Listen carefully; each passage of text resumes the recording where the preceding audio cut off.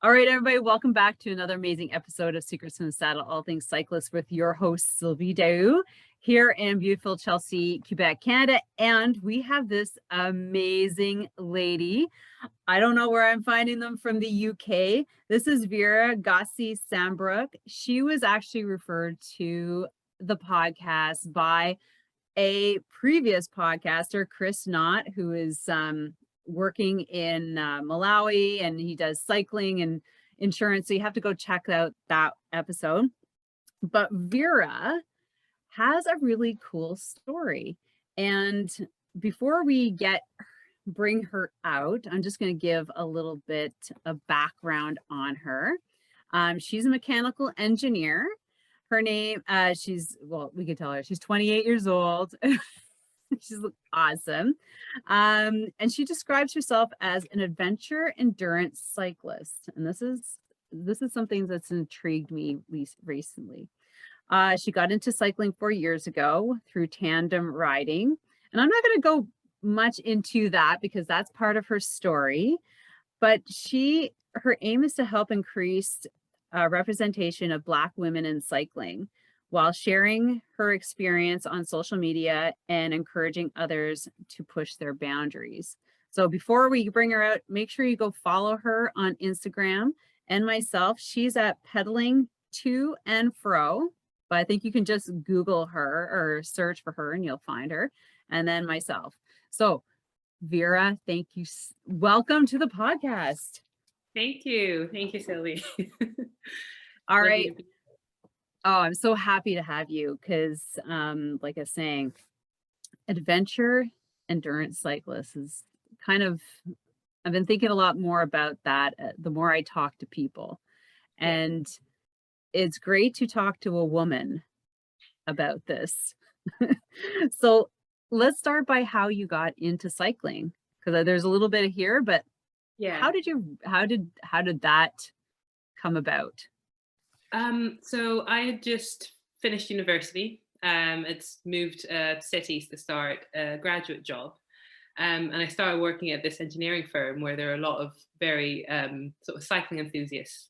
And each year they organize this charity ride called Engineers for Overseas Development to raise money for charity projects in Africa. And so yeah, I just started dating this guy at the time who had done this charity ride the year before. And he was like, "Oh, do you want to do this, charity ride that we do every year?" And I was like, "No, I've not ridden a bike since I was like less than 10. What am I going to be doing? Like cycling across the country, doing 210 miles it was over a weekend, like over 2 days. I'm not doing it." They said to me, "What if I get a tandem?" I was like, "What's a tandem?" It's like, it's this bike. It's got 2 seats and you do nothing on the back and you can just like lounge around and I'll take you around the country. Lounge around. You're like, yeah. So I was like, well, okay. You've got my attention now. I can just sort of sip Prosecco champagne in the back and sort of, That's right, the umbrella. Yeah, so that's how it was sold to me. I was quite naive, and I was like, you don't want to say no to someone you're dating, and you just started dating, and you're sort of going along with everything. Yeah. So that's how it started. So I think I better Google this. What is tandem cycling? Yeah. So a few months later, that's how I found myself on the back of this rickety tandem, cycling across the country on this charity ride. And it was a lot of hard work. I was being shouted at the back, like, "Put in some power," and You're like, "Excuse me, I thought this, like, you were gonna take care of me." Yeah, that's what I thought. And we were having all these punctures and just stuck in the middle of nowhere with sheep staring at us because Wales is full of sheep. And it was just this stupid adventure, but somehow I didn't really hate it. It was like, this is stupid, but it's actually a bit of fun. But I think I like it. Yeah, so that's how it started. So I got to the end of this thing thinking, yeah, that was stupid, but actually I think I kind of maybe liked it. Whoa. Yeah. So I didn't immediately sort of get into it. Because I used to do another sport. I used to play football a lot. So I left the cycling, went back to sort of football, but I got injured in football. And that's how I ended up circling back due to like rehab and low impact sports and things. So it was only like, almost a year after that event that I looked at cycling and started getting into it. Were they like, here, you have to get on a bike to rehab your injury? Yeah. You're like, yeah. Oh. Having these flashbacks. I remember that bike experience. Yeah, that felt like a dream. So yeah. Oh my God, no.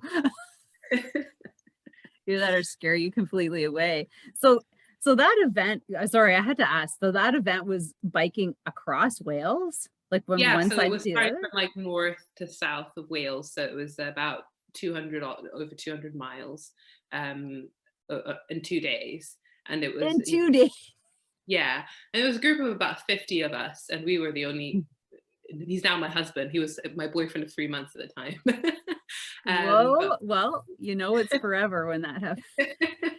we didn't fall out, so we thought that was a good start. But yeah, so we managed to do that. We didn't finish, but we did the first day, and then just had too many punctures by middle of the second day. But I did about 2/3 of the distance anyway. Oh my God, well, that's awesome. Okay, so fast forward. Yeah. You're back on the bike. You're like, okay, so how did you start rolling yourself, or how did the endurance part start? Yeah. So that first ride with the tandem, that was about 4 years ago, and then a year after that, I mentioned I was going through rehab for my knee and started going on a static bike in the gym, and then I thought, ooh, I wanted to get my own sort of bike my own road bike, because I wanted, whilst we had the tandem, I did want a bit of that independence and sort of building my own confidence. So I just bought a road bike, and I wanted to cycle with people and meet friends, meet people, and I joined a cycling club. So really, it was sort of casual weekend riding for 2-3 hours, and it was mostly involved cake and cafes, which is what most club riding here in the UK is like. I don't know what it's like there. Like that here too. Yeah, so I was in it for the cake. So it would be, not very far, probably 15-20 mile rides to a cafe, and that sort of thing. So that's what I did for about 2-3 years until COVID hit last year. So good old COVID. Yeah, so COVID came along and we were stuck at home, and I think we were only allowed to exercise. And I thought, oh, so the bike was the escape. And suddenly I just wanted to get, when you're stuck in 4 walls and you're in your house the whole time, and I just wanted to be out for longer. And I think that's what pushed me to get out. I just wanted to, if I could just get out of the house and be on my bike for the whole day, that was like an escape. So yes, I just started pushing it a bit and just doing, just cycling for a bit longer. And I found that I really enjoyed that. It just allowed me to sort of get into a meditative state and just, I'm not pushing too hard. Like I'm not doing an intense 1-hour session. It's just a long day on your bike and you're looking at the scenery and you're just enjoying yourself. So that's what I got into. And so, yeah, through that process, I started, in the back of my mind thinking, oh, I'd love to do something big, because I joined Instagram. Like I started an Instagram page as part of this, and started coming across all these crazy people who are doing stupid endurance rides. And I've heard about like transcontinental races, or the Trans Am and all these things. Like what is that? Yeah, I'm starting to look at some in the even here in Canada. Yeah. So that's how it went along. But it wasn't something I was thinking maybe in the future at some point I'd love to do a big event. Here in the UK, there's a distance, the Land's End. It's called Land's End to John O'Groats, and it's just it's a long distance cycling route from the tippity top or to the bottom of the UK, and it's about, I'm probably gonna get this wrong, but it's about 860 miles. It is. I think. So it's like 1,200 kilometers. Yeah. I don't know sorry. Yeah, I normally work in kilometers, so I'm converting everything to miles because I think work in kilometers. Oh, excellent. You. I'm all about. I know we're in Canada. Oh, great, excellent. I love SI units. Yes, it's about 1,100, 1,200 kilometers. And so I thought, I'd love to do that one day. And so that I had that as a goal in the future, but I didn't put any sort of target or time frame on it. But yeah, so what then happened was, through Instagram, this thing came along called the Ultra Distance Scholarship. Someone had come up with this idea. I was going to ask you about that. I was like, what is that? Yeah. Yeah, so I was just chatting on Instagram through Instagram Live, because I sort of, as I said, started this Instagram page, and it was more like my diary, my cycling diary, because I used to have a personal page, but I was boring all my friends with all my cycling stuff. So I thought I'll just start a separate page and find a community on there and see if, there are other people who, have shared interests. Mhm. And so it just grew, and I started finding this community, because where I am is not very ethnically diverse.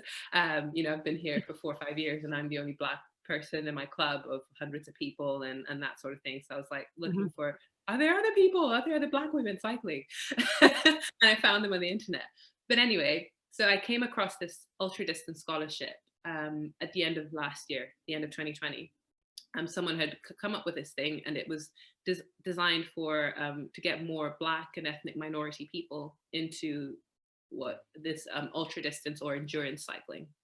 So that just where you are, or is that yeah, so this is all global? This is I think it was targeted at the UK. Okay. So yeah, so it was a UK wide sort of, someone come up with a scholarship, and it was, get someone who's sort of, quite new to it, because I was riding some long distances, but never done anything multi-day or anything massive. And so this opportunity was, you were going to be entered into this big race called the Pan Celtic Race, which goes through the Celtic nations. So it was Ireland, England, Wales, and it's a 2,000 kilometer, at the time it was 2,600 kilometer race. When the scholarship came out, it was 2,600 kilometers across 3 countries. And they were going to enter you for that race. So free entry to the race. They're going to provide you with a coach. So to train you and get you from, just casual cyclists doing 100K rides. That was where I was at. I was like, on a good weekend, I'd do 100K, and that would be like, wow, that's mega for me.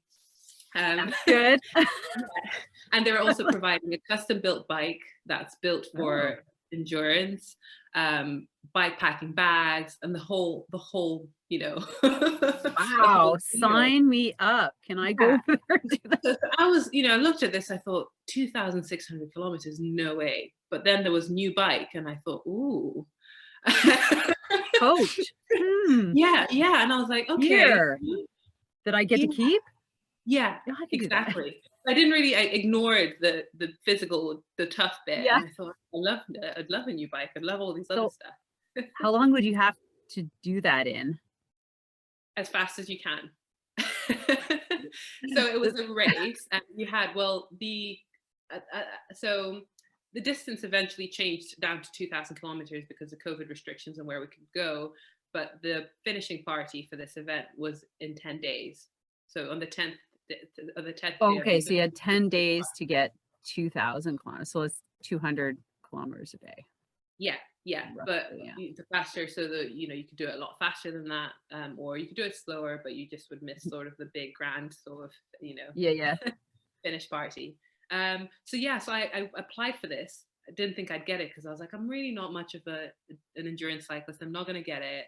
But my husband was like, you're going to talk yourself out of it. Just put in your application now. And just like, good old hubby. Yeah. Here, I'll do it for you. Yeah. I'm just like, oh, I'm not good enough. I'm not this, I'm not that. And he just said, just put it in and forget about it. So I did that.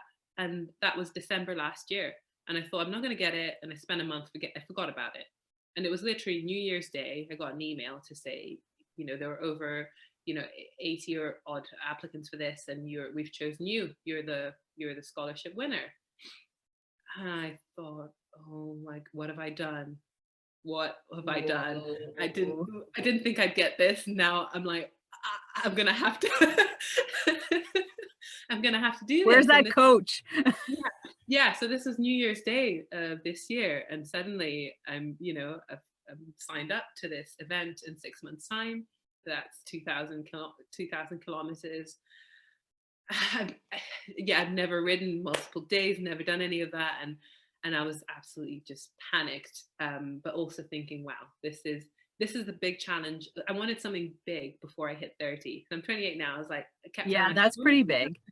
yeah, I want to do something for me that's also like self-sufficient, because I have Right. always been like independent, and then you get in a relationship and you get married and you're like become quite dependent and things, and like I'm always like, oh, something breaks or my bike breaks, and I'm like, oh, can you fix this? Ask my husband. And now I was like, right, I'm gonna do this thing, and it's just gonna be me, myself, and I need to learn how to survive. Yeah. So, um, yeah, sorry. So I was just going to say this event was a self-supported event, which means you okay. don't get help from Oh, anyone okay. or anything. You get from start to finish without having any personal help. You find your own food. You find your own shelter as you do it. So That that's is that part of the fine print after the fact? yeah, yeah. I didn't. I probably didn't read that. What? That No, like stopping areas to pick up food? Yeah, so that was probably a small print I should have Checkpoints? read before I applied. But so you stop at shops or whatever and get your own resupply, but you can have your mom or your husband or your friend help you in any way. Okay. And you could find places to stay as you went along, or you could sleep like with most people slept in bus shelters, in public toilets, in a field somewhere. Just get a few hours sleep and get back on your bike. It was Right. that sort of crazy event. Yeah, you just a random cyclist laying around sleeping. Yeah, yeah, looking a bit homeless, and people would just give you food for free. So you're like, oh, great. Oh my gosh. So when did you do it? Did you do that? Yes, so I did it. I didn't think I would, but it was in July this year. So I trained for 6 months with the coach and brought up my fitness. It wasn't just the cycling, it was off the bike, building strength, getting my muscles conditioned so that I could be able to Yeah. multiple days in a row.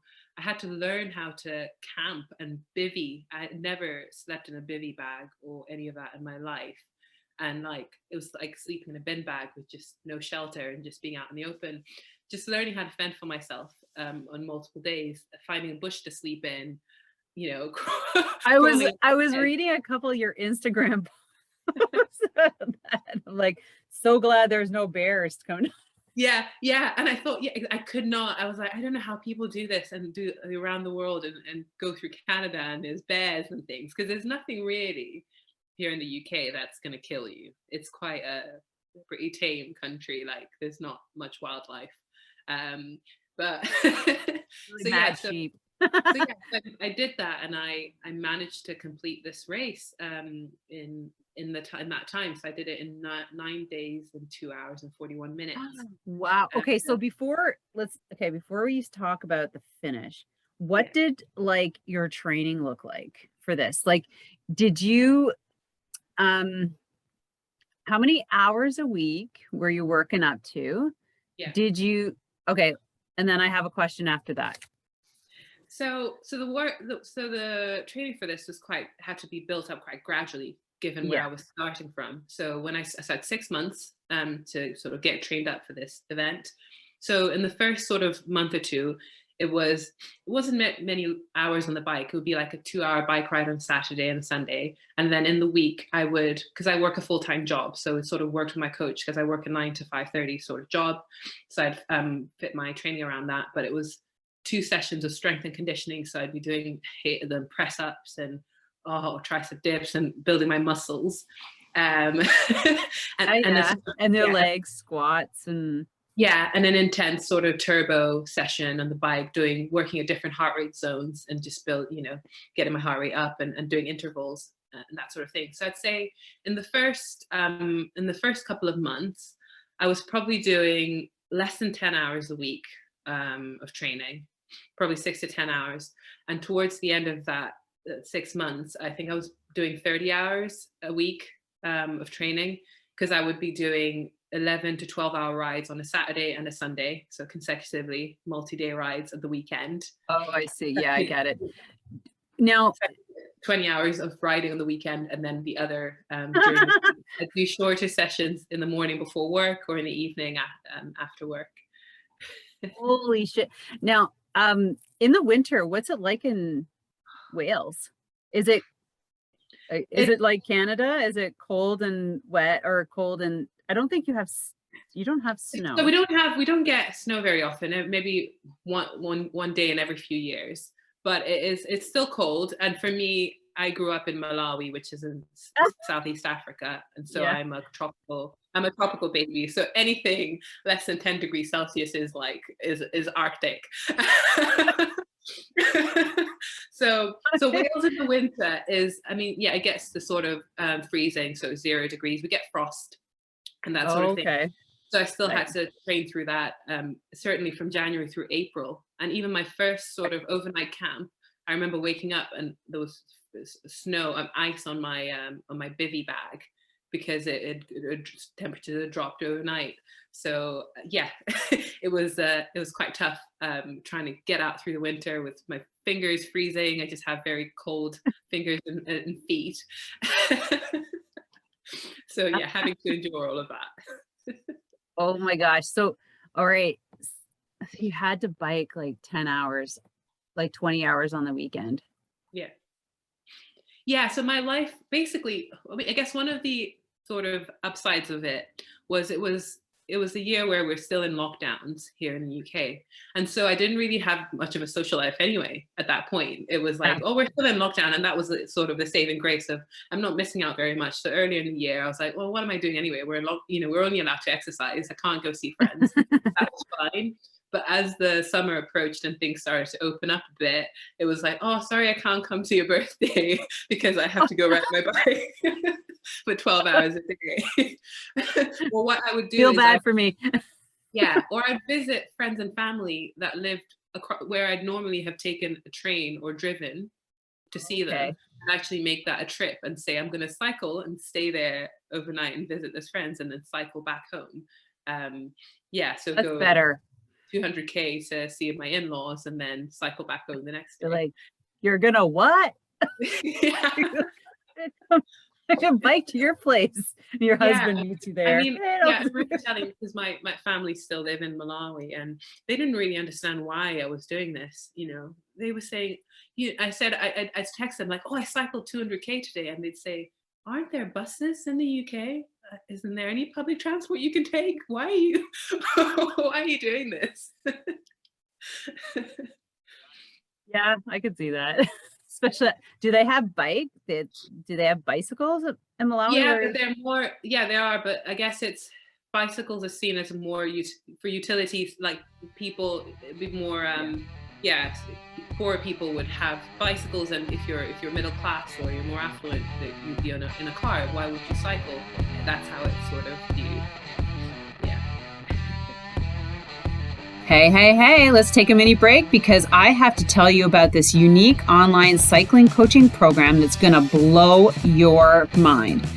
This is your fast and easy way to become a better and stronger cyclist by joining an online 16-week cycling training program geared towards improving cycling skills.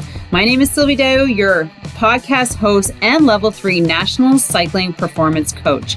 I have been coaching this unique 16-week program every winter since 2006. Why did I create this unique 16-week program? Winters were harsh and still are here in the region. No one likes or liked to work out alone in their basements until the world of online cycling really took off last year during COVID, which has been a game changer for cyclists worldwide.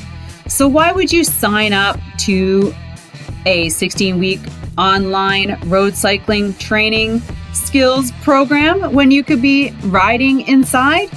Well, here's the thing. There's this little known thing called the 4 key pedal strokes. Hardly anyone is talking about, but when you learn and use them, you will see a huge difference in your cycling performance, not to mention impressing your friends and yourself. First, why are you training on a trainer this winter anyways? What are your goals? Do you want to get faster? Could it be moving from 18 kilometers an hour to 20 kilometers an hour? Do you want to win that sprint? Are you looking to get stronger on the hills? Do you want to now be the first to the top, not the last? Is it your endurance base building? Do you want to move into a faster ride group? Or maybe you're looking at getting into racing. Whatever the goals, they require specific skills that need to be taught and practiced in order to improve. I've coached over 500 cyclists in this program with a reported 5 to 20% increase in cycling fitness over the 16 weeks. Here are a couple of reasons that this program might be for you. You're still frustrated with climbing hills and keeping up with the pack. You like structure and scheduled training sessions. You like to train in your cycling zones. Your heart rate is all over the place. Possibly you want to optimize gear changing and learn a little bit more about that to become more efficient. You would like coaching feedback on technique and form. Joining a cycling skills program like the 16-week program can provide more benefits that will help drastically improve your cycling fitness through focused training in your heart rate zones, hill climbing, speed, endurance, while building up fitness through the 16 weeks of periodized winter and strength training program. Go to 16wkroadcycling.ca. That's 16wkroadcycling.ca for all the details and to join today. The program starts in December. Now, back to our episode. All right, so that's with, okay, so now let's talk about the event. Yeah. And getting through it, because I want to hear about this. So the event was meant to be in the summer, but British summers are very disappointing. It started on the 4th of July, and it was the most unseasonal, torrential downpour on that day. Our start location was flooded, essentially, because the heavens opened. And we were all in our, all in our summer gear, because we were expecting a lovely 2 weeks of summer cycling. And we're completely soaked to the bone at the start line of this event. And I thought, this isn't what I signed up for. This is going to be miserable. Everything was already I was carrying all my sleeping bag and all the kit, and everything was just soaked through at the start. So anyway, off we went, and I thought, well, it can only get better, because this is quite a crappy start to the event. But those first 4 days of the event, it actually got worse. Like, I didn't think it could, but it was people, I know that the age, so the demographics of these events, I think is mostly a lot of middle-aged men is the sort of, common. So it's 50, 60-year-olds, they've got the money and the time to do these sorts of things, and they've got loads of experience as well. And a lot of them were saying these are the worst conditions some of us have ever cycled in. It's just unknown, and it's just unheard of. So that was really rough. So I remember in sort of the second day, I'd just gotten so cold. It was summer, but it was less than 10 degrees. I'd been rained on for hours on end.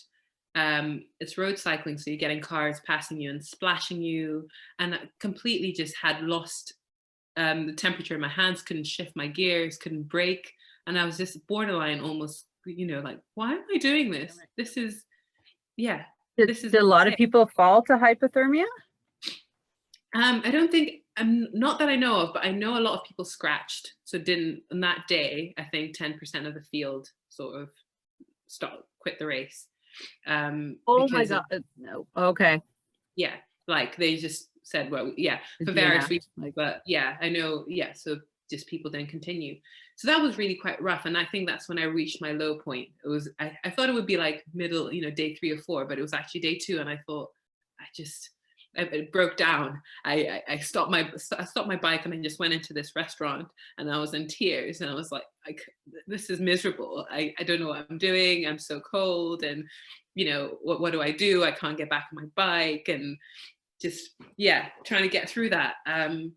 But I was told, and the race organizers always advised, don't quit at night. So this was in the evening. I was like, what? I'm gonna don't quit. Don't make any decisions at night.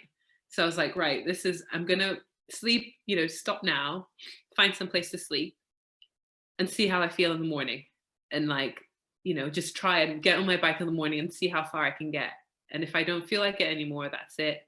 But if I can just get on my bike again in the morning, maybe things will be better. And that's what I did.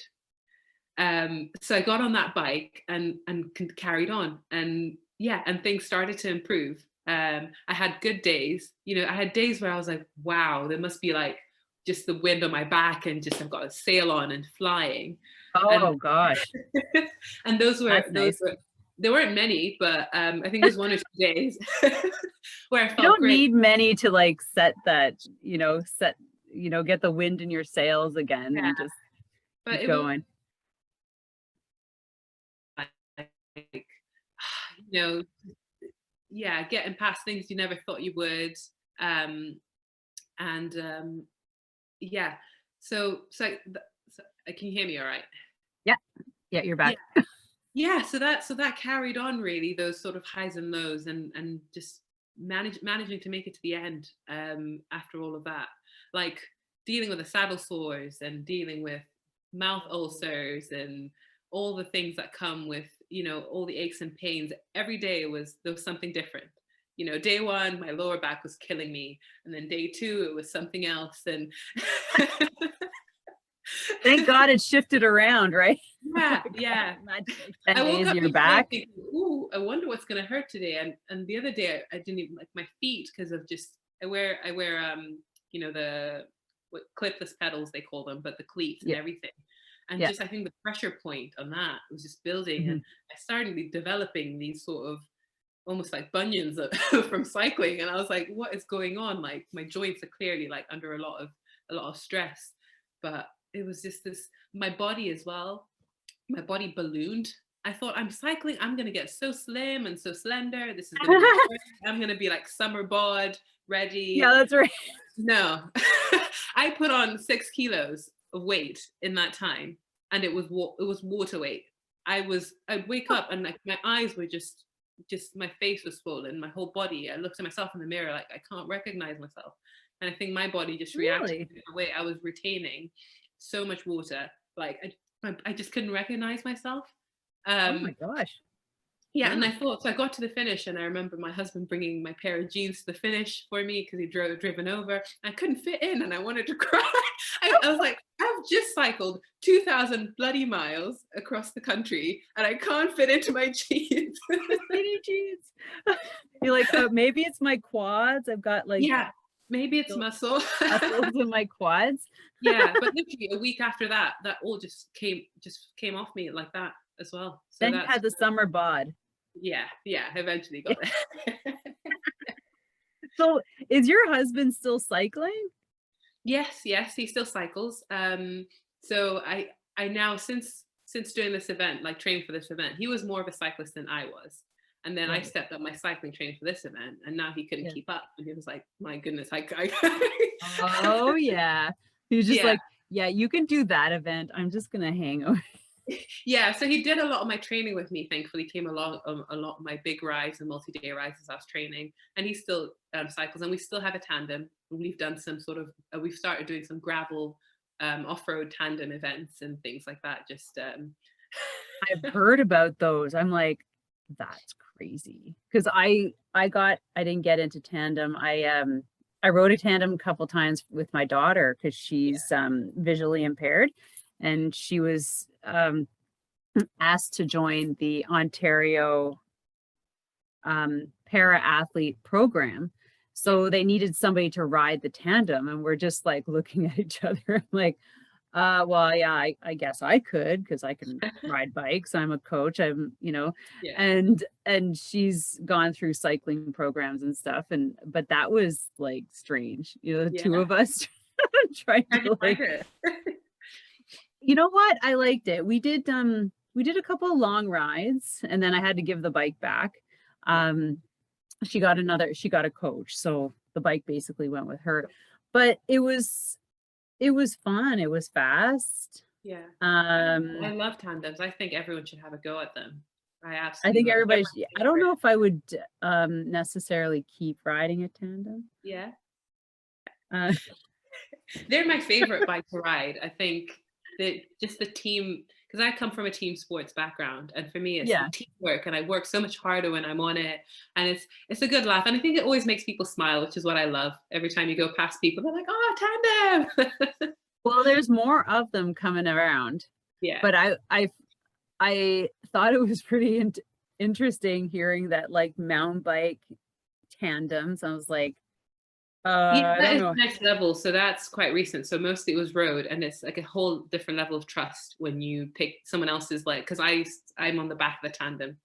I prefer to be the stoker, but I can't see where it's going off road. You know, you're in single track, and you're like, oh my gosh, like if I look, I'm gonna like make the bike wobble, and it's just a different trust game. But it's amazing. Yeah, yeah,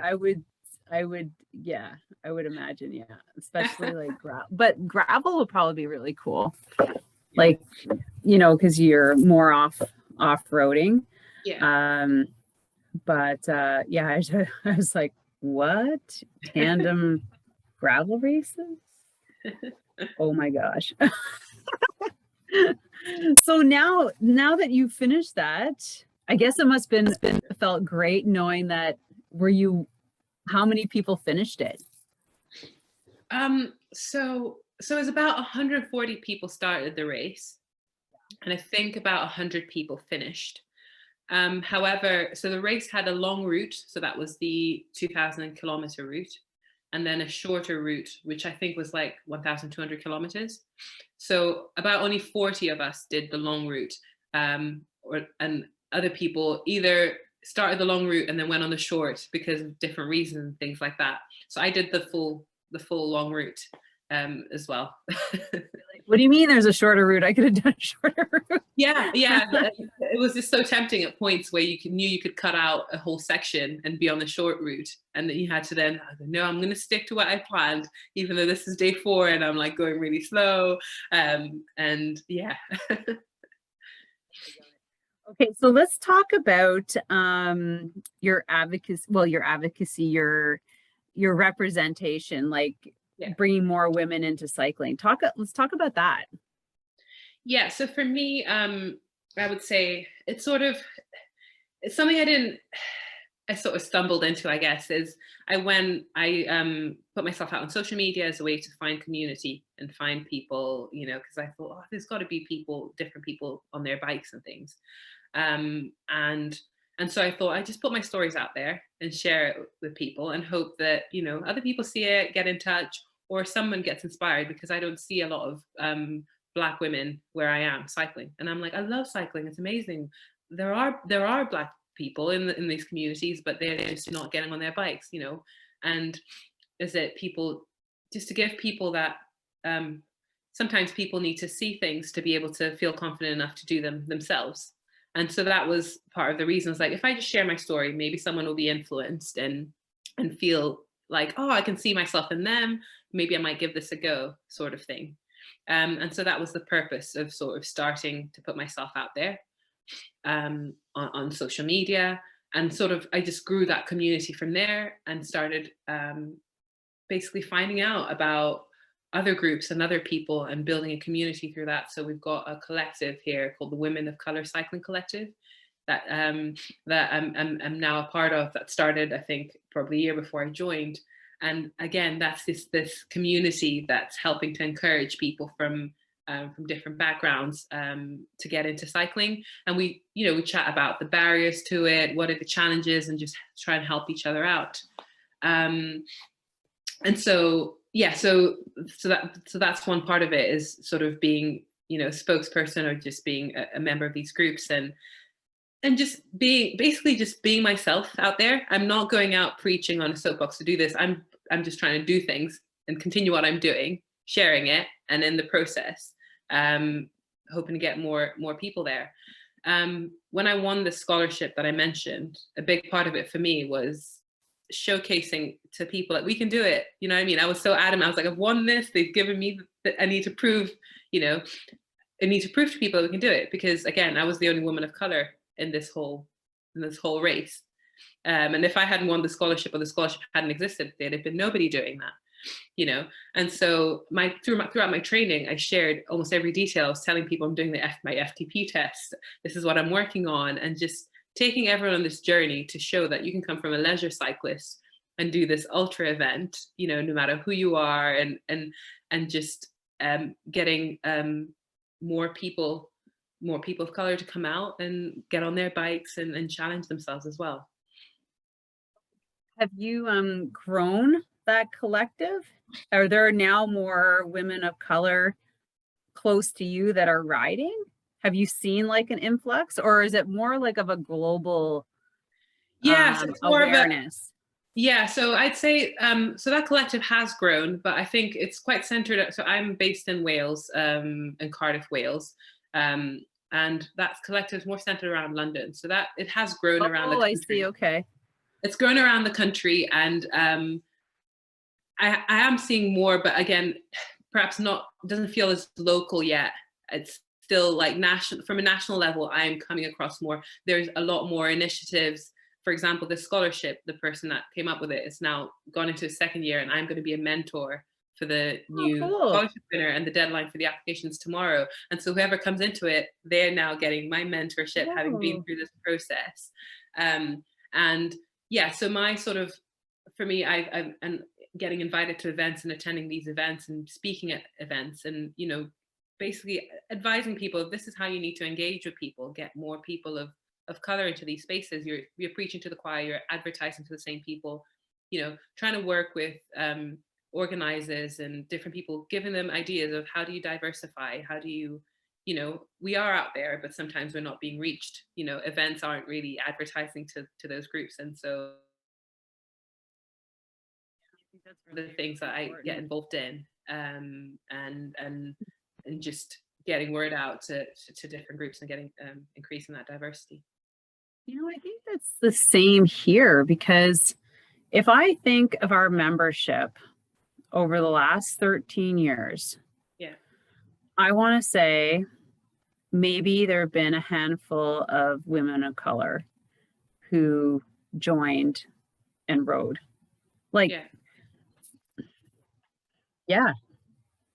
it's not. So, and I think the other thing, I think the next stage level is just to get, because what's disappointing for me is I go to my club, I do like the club events, and I turn up, and sometimes there are a group of kids that were doing a session beforehand, and you look amongst them and there's not a single person of color. So you're like, oh, this is going to continue for a long time. If it needs to start, parents need to get their kids. So we need to get Black women and Black men cycling, and when they have kids, they're going to get their kids going into these events and things like that. Yeah. Do you think those kids are doing other things like football, basketball? Yeah, possibly. But I don't know. Is that pretty predominant? But I think there's quite a high degree of underrepresentation in a lot of sports and outdoor activity in general. Right. Yeah, I mean, it's pretty bad in cycling. I mean, partly because cycling is not a cheap sport as well, and there's a social sort of thing. Definitely not cheap now. Yeah. You need a bike to cycle, whereas things like football or running, perhaps you need your pair of trainers, you can get going. But even in those spaces, even in running, I did a 10K race there. I hate running, but I thought I'd challenge myself, and I did. I'm with you. Running event the other week, and it was, I think there were like 3,000-4,000 runners there, and I must have seen 2 Black people running, other than myself. Genuinely, there might have been more, but like it was that. Do you know what I mean? So it's widespread, and I think a big part of that is that representation, is seeing role models and people that you can. And it's funny because I, in the past year of doing this, I've had people message me on Instagram saying, oh my gosh, like I would have never thought of doing this, and now I'm giving this a go because I saw you. Oh, awesome. And yeah, and that's great. Like some people, we're all different. I've always just gone and done my own thing. I don't necessarily need to see that, but we're all different, and sometimes people need to see that. They need to see that they belong, or there's someone there that's doing that, and they're like, oh yeah. Just as as women, we see the more women that take part in something, we're like, oh my gosh, yeah, we can do this too. Yeah. And and it's just that empowerment, and I think that's starting to take hold now. We're seeing more people be confident to sort of give things a go. Yeah, no, that's true. And I was just thinking around here, like how we could boost that visibility, because I don't know what it was like in the UK, but in like where I am, it was like a boost of cyclists, Yeah. you know, just more people, and they just came out of the woodwork. It was almost like crazy. So now what's now it's October, what's your next year's, oh, just a second, before I go on to that, was that ultra distance award, was that a first timer? Were you the first one to, so that they had just created it? Yeah, they just created Oh, it. that's exciting. I was the first recipient, of it. Oh, very cool. So is that put on through the government? No. So this is literally, it was one person, her name is Taylor Doyle. She's actually from Ontario, I think. No way. All right, well, you have to connect us. Yeah, I'll mention Taylor. So she worked for a bike company in London. Okay. And so she birthed this idea and then started contacting sponsors and people like, could you sponsor some wheels, and we'll put together, like, getting different companies to buy into it and basically fund it, because it, it obviously required money to provide all these things. So yeah. So if somebody wanted to participate, yeah, how much would it cost? Like where you are? Well, for that event? Well, the event itself, you're talking about, it was probably about £400. I don't know what that is in dollars, but yeah, I'd say close to $500 entry for the event. But obviously there's everything else around it. So for example, the scholarship I got, that was valued at £10,000, which would be, several, even more in US dollars, for example. And that's because, there's the coaching, there's so many things around it, because, the bike, the bike and the gear. Yeah, exactly. I mean, like those three things, there's your $10,000. Exactly. So this year, again, same person, but it's a different bike company leading it, and there's loads of other companies pitching in with different things. So I got an amazing bike I would have never afforded if I had to pay for it myself, because it had all the trinkets. I had a dynamo there, charging my bike computer so that I didn't run out of charge on this multi-day thing. I had, it was really, really lovely. Got all the high-end gear. Yeah, so it's not a government thing. So it's all sort of, say, grassroots, but it's starting with people.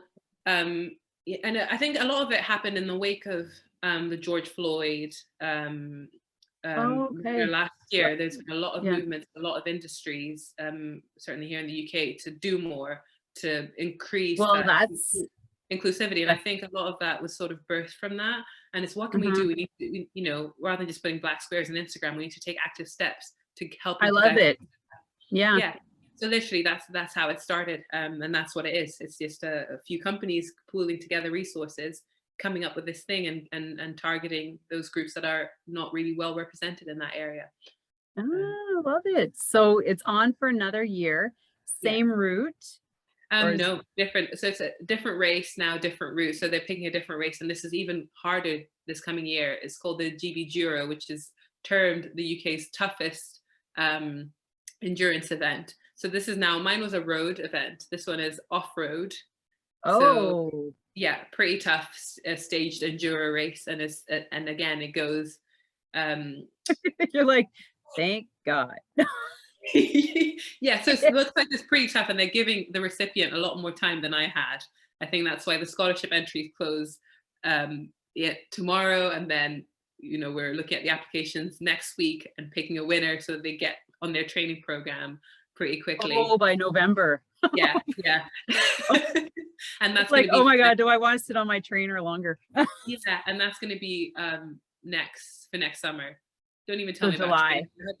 I just spent a 6-hour turbo session, I remember, in February, because it was just miserable and cold out, and I had to be on my static trainer indoors for 6 hours.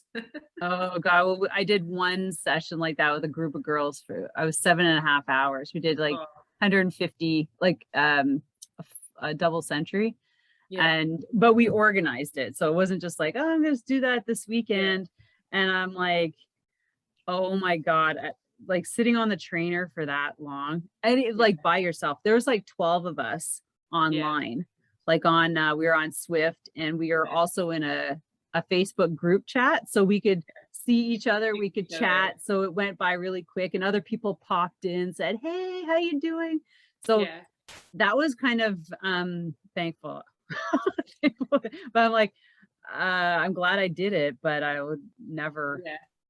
do that again. Well, I never say never. I can be convinced to do lots of things. I did an 8-hour gravel race for my very first gravel ever event, kind of like gravel ride. Yeah, okay, you're sounding a bit like me because I did this race. Then I'd signed before I even did the race. Someone was like, "Do you want to do this gravel race event?" About a week after I'm due to finish this endurance event, and I've never ridden gravel stuff, and I basically signed up for a gravel race for a week after I finished the ultra endurance race when I'm meant to be recovering. So that went. Like you want to sit on your bike again. Yeah. Oh my gosh. And how did it go? Yeah, it went all right. I mean, I survived, but I just felt like, when you're working hard, but there's nothing in your legs. And I'm like, okay, I think my body's fatigued. Yeah, I think so. I feel beat up right now. Yeah, I was really slow, but I did it anyway. So that's why like I ended my summer like that, because my girlfriend's like, "Hey, this looks really cool. Anybody want to do it?" I'm like, that looks fun. Sign me up. And it was nice because it's like, it was 4 hours away. It was kind of like it was an 8-hour race, but it was a 27-kilometer loop.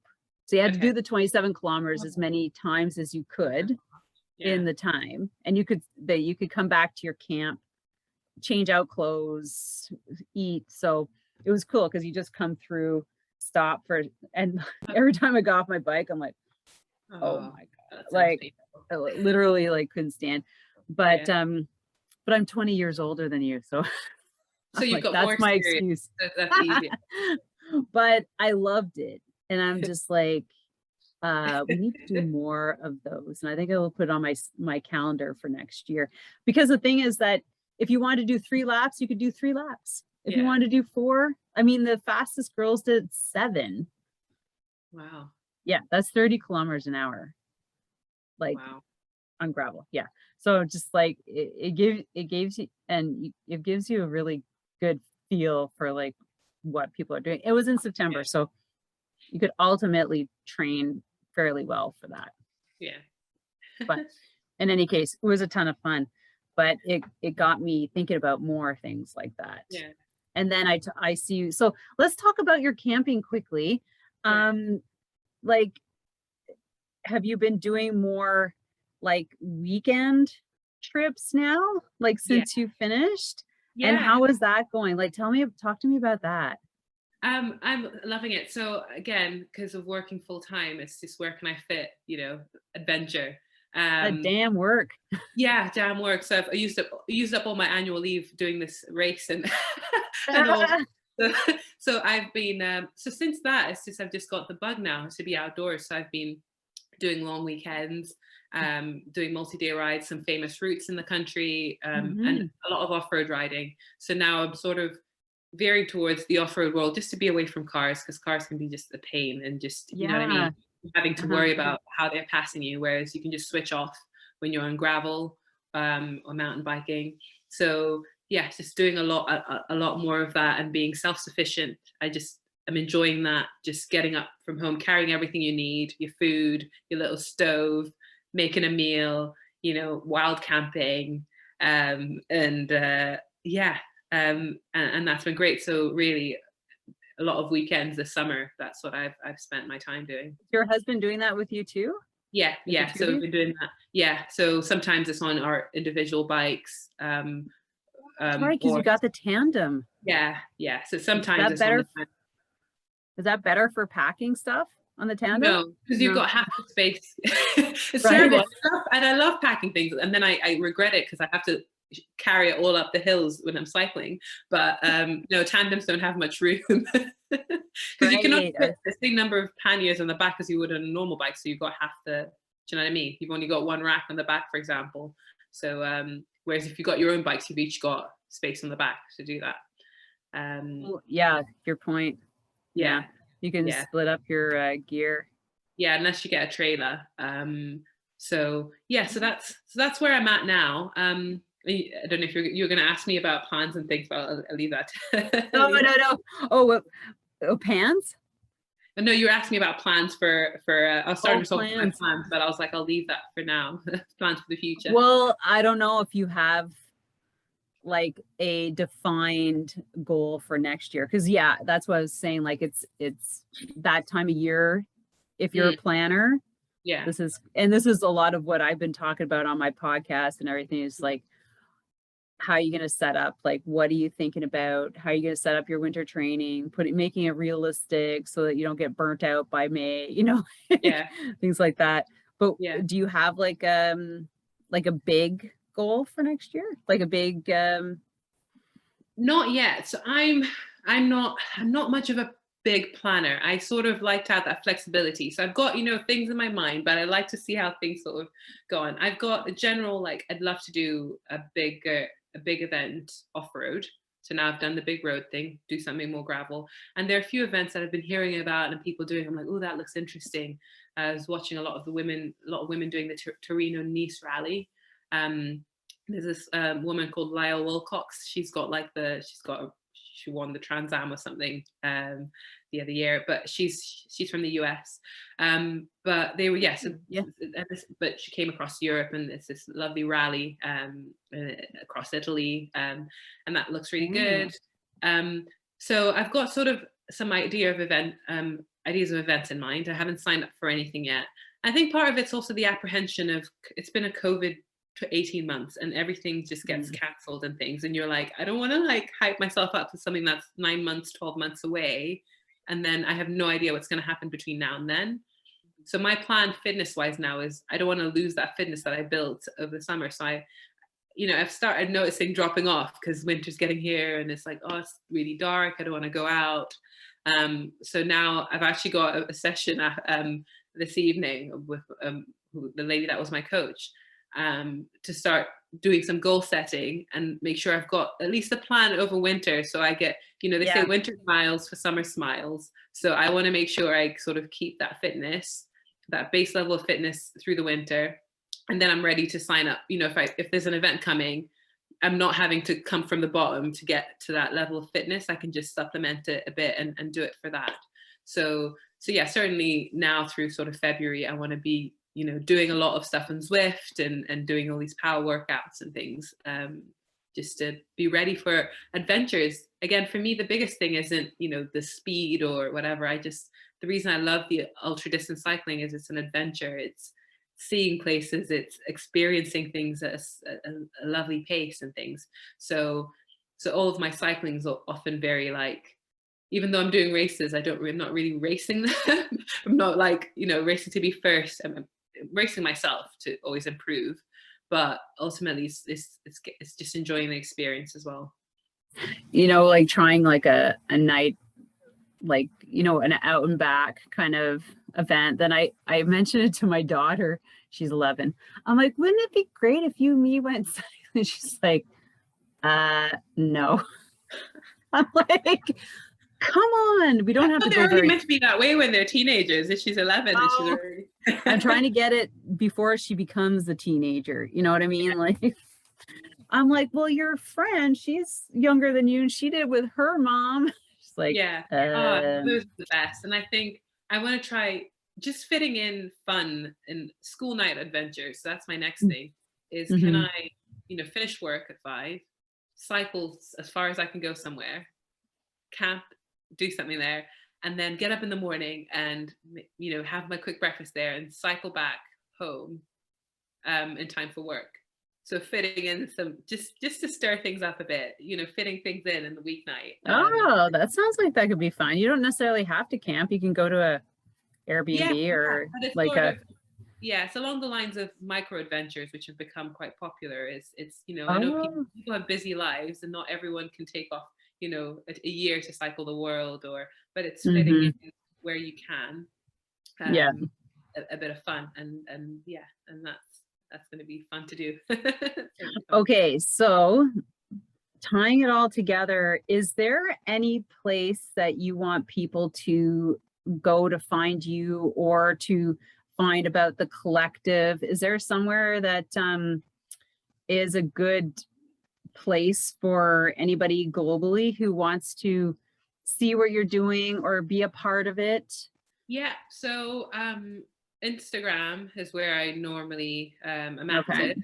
So I think you mentioned my handle earlier, which is Yeah. pedaling to and fro.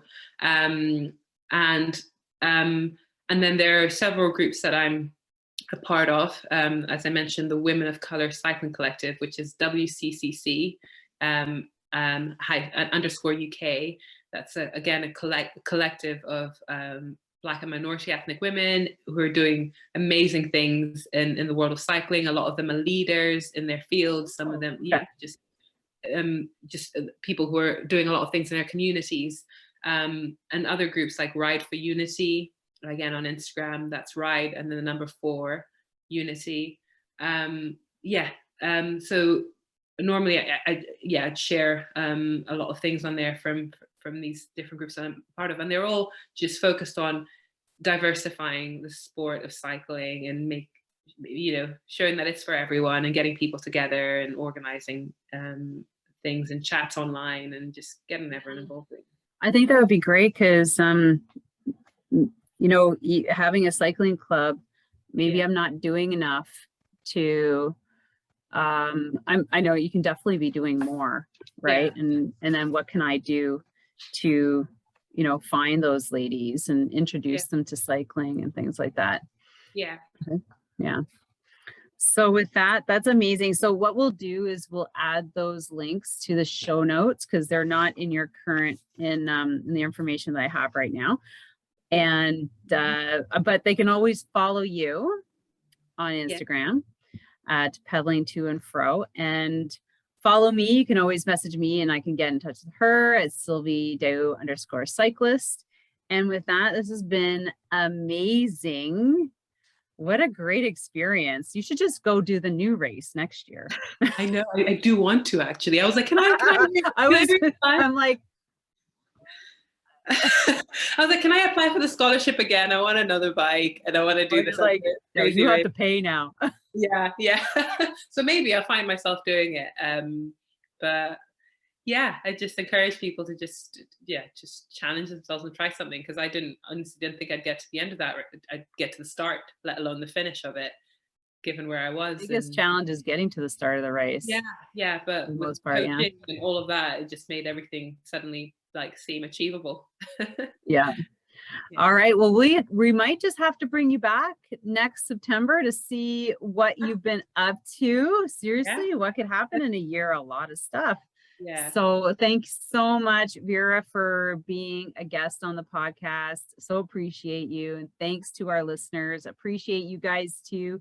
Keep sharing. Like I was just saying before, my podcast or my episodes, that we're almost close to, we're looking for 10,000 downloads.